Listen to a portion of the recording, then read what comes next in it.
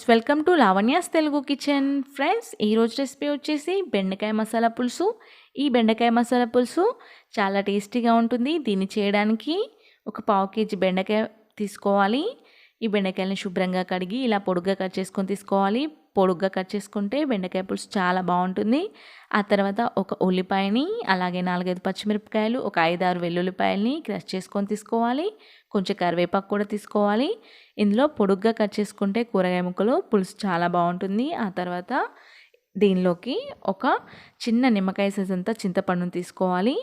ఈ చింతపండుని ఒకసారి శుభ్రంగా కడిగి వాటర్ వేసి నానబెట్టుకొని పెట్టుకోవాలి. ఆ తర్వాత స్టవ్ వెలిగించి స్టవ్ పైన కడాయి పెట్టుకొని ఇందులోకి ఒక 1 టేబుల్ స్పూన్ వరకు ఆయిల్ వేసుకొని అందులో ఒక పావు టీ స్పూన్ వరకు ఆవాలు, అలాగే ఒక పావు టీ స్పూన్ వరకు జీలకర్ర వేసుకొని వీటిని చక్కగా చిటపటలాడిన తర్వాత క్రష్ చేసుకున్న వెల్లుల్లిపాయలు, అలాగే పొడుగ్గా కట్ చేసి పెట్టుకున్న పచ్చిమిరపకాయలు, అలాగే ఇందులోకి కరివేపాకు, పొడుగ్గా కట్ చేసి పెట్టుకున్న ఉల్లిపాయలను కూడా వేసుకోవాలి. వేసుకొని వీటిని మరీ ఎర్రగా ఫ్రై చేసుకొని అవసరం లేదు. జస్ట్ లైట్గా అలా పచ్చిదనం పోయేలాగా ఫ్రై చేసుకుంటే సరిపోతుంది. ఆ తర్వాత ఇందులోకి ఒక 1/2 టీ స్పూన్ వరకు అల్లం వెల్లుల్లి పేస్ట్ కూడా వేసుకోవాలి. అలాగే ఒక 1 టీ స్పూన్ వరకు సాల్ట్ వేసుకోవాలి. ఒక పావు టీ స్పూన్ పసుపు వేసుకొని ఈ మిశ్రమాన్ని అంతా చక్కగా కలుపుకోవాలి. ఇలా కలుపుకున్న తర్వాత మనం ముందుగా కట్ చేసి పెట్టుకున్న బెండకాయ ముక్కల్ని ఇందులో వేసుకోవాలి. ఇలా వేసుకున్న తర్వాత వీటన్నిటిని చక్కగా ఆయిల్ అంతా కలిసిపోయేటట్టు ఇలా కలుపుకోవాలి. కలుపుకొని దీనిపైన మూత పెట్టుకొని ఒక 2 నిమిషాల పాటు చక్కగా మగ్గించుకోవాలి. ఇలా మగ్గించుకున్న తర్వాత బెండకాయ ముక్కలు చక్కగా ఆయిల్లో మగ్గిపోయి వీటికి ఉన్న జిగురు కూడా పోతుంది. చూడండి, జిగురులా లేకుండా చక్కగా ఉన్నాయి కదా. ఇప్పుడు ఇందులోకి ఒక 3 టీ స్పూన్ల వరకు కారం వేసుకోవాలి. ఎందుకంటే మనం ఇక్కడ చింతపండు రసం వేసుకుంటున్నాం కాబట్టి కొంచెం కారం ఎక్కువగా ఉంటే బాగుంటుంది. అందుకే మిరపకాయలు అలాగే కారపొడి కూడా వేశాను.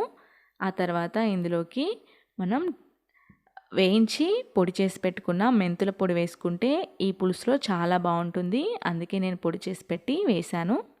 ఆ తర్వాత ఇందులోకి మనం ముందుగా నానబెట్టి పెట్టుకున్న చింతపండు ఉంది కదా, ఆ చింతపండు రసాన్ని కూడా వేసుకోవాలి. చింతపండు రసం వేసుకున్న తర్వాత ఇందులో చింతపండు రసం చూడండి తక్కువగా ఉంది కదా, ఇందులోకి ఇలా ఉంటే పులుపు ఎక్కువగా ఉంటుంది కాబట్టి ఇంకొక 2 గ్లాసుల వరకు వాటర్ వేసుకుంటే పులుపు అనేది కరెక్ట్గా సరిపోతుంది.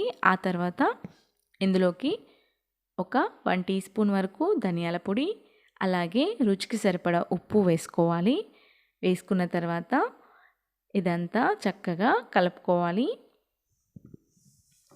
ఇలా కలుపుకొని మూత పెట్టుకొని ఇదంతా మరిగించుకోవాలి.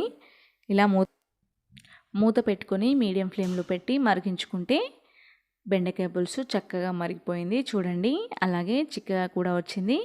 ఇప్పుడు ఇందులోకి 1 టీ స్పూన్ వరకు గరం మసాలా. ఇది గరం మసాలా నేను స్పెషల్గా తయారు చేసిన గరం మసాలా అండి. మరీ ఘాటుగా ఉండదు, మామూలుగా ఉంటుంది. వెజ్లోకి నాన్ వెజ్లోకి సరిపోతుంది. దీన్ని 1 టీ స్పూన్ వరకు వేసుకుంటే కూర టేస్ట్ చాలా బాగుంటుంది. ఆ తర్వాత 2 నిమిషాల పాటు మూత పెట్టుకొని అలాగే ఉంచితే చూడండి ఆయిల్ అంతా పైకి తేలిపోయి పులుసు చాలా చక్కగా కనిపిస్తుంది కదా. బెండకాయలు కూడా చక్కగా ఉడికిపోయాయి. ఇప్పుడు ఇందులోకి కొంచెం కొత్తిమీర ఆకు వేసుకుంటే సరిపోతుంది. అంతే అండి. ఇప్పుడు స్టవ్ ఆఫ్ చేసుకుంటే ఎంతో టేస్టీగా ఉండే బెండకాయ పులుసు రెడీ అయిపోయింది. ఈ వీడియో మీకు నచ్చినట్లయితే మీరు కూడా మీ ఇంట్లో ట్రై చేసి ఎలా వచ్చిందో మాకు కామెంట్ చేయండి. అలాగే మా ఛానల్ని లైక్ చేయండి, షేర్ చేయండి, అలాగే సబ్స్క్రైబ్ చేసి పక్కనే ఉన్న బెల్ గంటను ప్రెస్ చేయడం అస్సలు మర్చిపోవద్దు. Thank you for watching.